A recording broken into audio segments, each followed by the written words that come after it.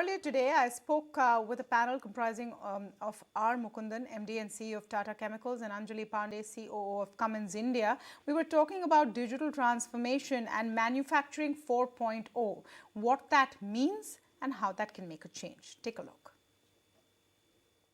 The theme given to me for this panel discussion is, of course, best practices on manufacturing excellence and also the interesting concept of digital 4.0. Now, the stated aim of the government is to bring the participation of the manufacturing sector in our economy from 16% to 25% by 2025. This is not going to happen without digital 4.0. So what is digital 4.0? It's the next industrial revolution. And I have with me two speakers whose companies have really displayed how this can be done. So thank you so much, Ms. Mukundan, Ms. Pandey, for joining us on this discussion today. Let me begin by asking you, Mr. Mukundan, because you've already been looking at the practical rollout of what digital manufacturing is, or manufacturing 4.0. What has that experience been like, and has it been a game changer? Digital is actually an enabler as far as we are concerned, and it enables us to actually power some of the stakeholders. At the heart of it is, how do you sort of empower employees, frontline employees, to take decisions? How do you sort of free up their time to actually think about a process rather than be subject to the process itself? Secondly, it must sort of enable customers. For customers, the issues like visibility is very important. For customers, the traceability is very important. Where is their product in the supply chain? Where is their, can they trace back to the main products? I think smart manufacturing enables all that. When you come to supply side and manufacturing side, again, digital 4.0 enables you to handle variability, because inputs can vary from one source to another, but you're still able to produce to a quality which you need. It enables you to adhere to highest quality standards, and at the end of the day also, by ensuring uptime is high, you're able to reduce cost and sort of deliver to a much wider customer base than what you would have had had the cost been high. Having said that, I think we can't forget two fundamental elements of any process like this. Digitalization and sustainability are two important forces, but at the end of the day, it must make a big impact on revenue, which means it should enable you to increase your revenue, and at the same time, it should also enable you to reduce your cost. If these two it is not doing, it obviously is not serving purpose. So I think one of the key things we say, keep it simple, make sure it is able to address the levers of revenue and levers of cost. Finally, there is an element of investment one needs to make in capability, in terms of people, investment which you need to make in terms of infrastructure. And lastly, as you digitize, there's one big threat which is out there, which is cybersecurity threat. You need to be aware and you need to be on top of that, because I think these are all the various elements one needs to keep an eye on. But it is a revolution which is underway, and I think everyone from small to big have to participate in this process. Can you give us a little glimpse on those levels of revenue and cost? Because, this is an example. What Tata Chemicals has done is an example of, how you can really roll out digital manufacturing. So what can you share with us in terms of what difference it's made? So I think one of the first things we did was in terms of our production efficiency. Let me go a bit technical here. Depends on the tower efficiency of the process. Now, we had done a digital twin of the tower and enabled that and hooked that up to the control panel operators. And we defined what is called a golden batch, which means that if it is within that narrow band, all the efficiency parameters are at the highest level. And it obviously gave us 3 to 4% better cost than what it was without it. More importantly, I just went and met the workmen, the operators at the control panel, and asked them, does it make a big difference to you? Do you see this as a threat? And invariably, their thing was that we didn't know why we didn't adopt it earlier, because it has made their life simpler. They can look at things beyond what they were every day worried about. So I think all in all, it's a win-win. And fundamentally, it addressed a very simple issue on variability. That's it. So you take a simple item like variability, reduce variability, you get cost out of the system, and you actually enable your workforce to be more productive. I think a very important aspect there on workforce feeling insecure about it. Ms. Pandey, please share your experiences at Cummins, which has also done great work with digital manufacturing.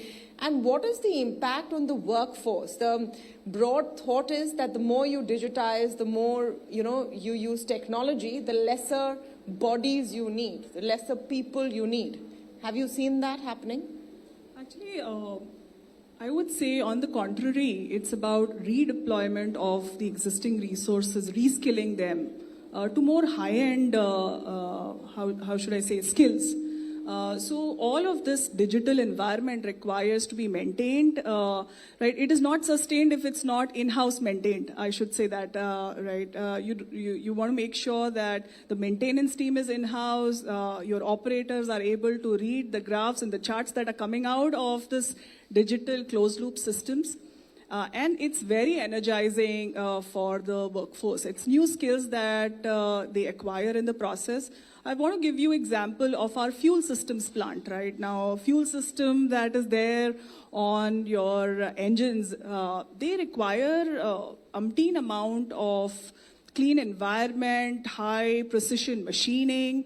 In this environment, we introduced something called as COBOs and sort of brought a closed loop digital system. Like Mr. Mukundan pointed out, variation reduced, scraps levels went down, and there was a predictability in terms of output. So productivity levels went up by 10% in our shops because of digitization. The operators felt ownership around this result, wanted to make sure they continue to contribute, reskill themselves, and sustain this improvement. So it's a very positive impact that I've seen of digitization on productivity, on human motivation to work alongside the machine to bring the best output for the company. Yes, but larger picture, this is your existing workforce is now upskilling and learning, new skills. But the idea of pushing manufacturing sector further in our country, in our context, is also because you have a large number of hands that need work. And in that context, do you think that both can work together, that you can increase output and work for people? Ms. Pandey, that question to you first. Absolutely. See, the idea is how do you sweat man, machine, technology to get the maximum output? India has this unique opportunity to be a major export hub on the manufacturing side, like never before. Clearly, the geopolitical situation is sort of promoting it. Absolutely. So, as companies, we would want to make sure productivity levels go up so we can support our export ambitions as well. And this is a huge way of getting more output out. And so if it can be done in a collaborative manner where man, machine, process, everything works together so that you can not only address the domestic demand but also meet the needs of export, I think it's a very quick solution to bring more content, more business to India for the world. Mr. Mukundan, your thoughts on how digital transformation of manufacturing can also take people along, increase employment as well, and the quality of work in an environment where Ms. Pandey gave me the perfect segue. The world is looking at a China plus option, and India is at that very interesting sweet spot. I don't want to call it China plus, I want to call it India plus. India has a role to play, and India plus, I think we should focus on India, and I think, please clap more, if you want to. But the real issue is, I think if you really want to dispel notions of distrust and have trust built in the system, I think the first thing is to involve the workforce from very beginning. I think it is not that this is done in some boardroom and decision is taken and a rollout happens. You involve them from the very beginning. But let me give a broad example of where a sector, I'm talking about chemical sector, we are about 178 billion today in terms of turnover. Next 5 years, we're probably looking at 300 billion. So that is almost creating 2/3 of the sector in next 5 years.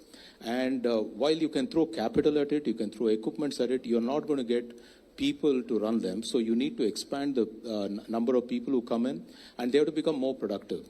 One of the big things I've seen, especially in chemical plants with the policy of, addressing that everybody could come and work, in few of our plants now, it is all women workforce. And it is much easier for them to press few buttons and go on the field with a walkie-talkie and to sort of relay what's happening, rather than using huge power to sort of close a valve, open the valve. These are all opened remotely and closed remotely. So I think firstly what you're doing by this is not just you're addressing the needs, workforce needs. You're also increasing the workforce availability. 50% of the workforce has been outside, you're bringing them in. And I think this is a must for India as it progresses towards 5 trillion, and somebody has already said we'll be close to 10 trillion, but the growth is already on us. So the India which got created in the 75 years, we're going to create a similar size of India in the next 7 to 10 years. I think that needs a huge number of people and their productivity to go up. And I think this is one of the key elements of that piece. I think I want to ask Ms. Pandey about, how digital manufacturing also adds diversity in the workplace. Well, not just digital manufacturing. I would say it's a unique opportunity to have women in workforce in, without digitization as well. Want to emphasize that point. Yes. And here I want to quote how we went about it, right? And it's a great platform to share the journey. When digitization was not as popular, we went about this diversity and inclusion journey at Cummins. We reduced the heights of the machine because the average height of Indian women is not, as high, right? So we reduced the height of the machines to make sure it's inclusive in nature. We added hydraulics, and certainly now with digitization, to make it an inclusive environment. And happy to share some of our high horsepower plants where we are building a 60-liter size genset are manned by, or I should say, powered by women on the shop floor. I think, we turned the overall problem on its head. The question was, we don't get enough women in mechanical engineering field. There is not enough, ITI, skilled workforce. We have opened 2 College of Engineering for women, Cummins College of Engineering for mechanical branch. We've also sponsored a lot of ITIs to make sure that women participation increases. So certainly this journey has been excellent. I can talk about our own experience. Wow. The numbers share that. And digitization will only enhance this environment, right? So absolutely. We're well on that way of digital manufacturing 4.0. And thank you so much to both of you for giving us the time and sharing your experiences in pursuit of excellence. Thank you.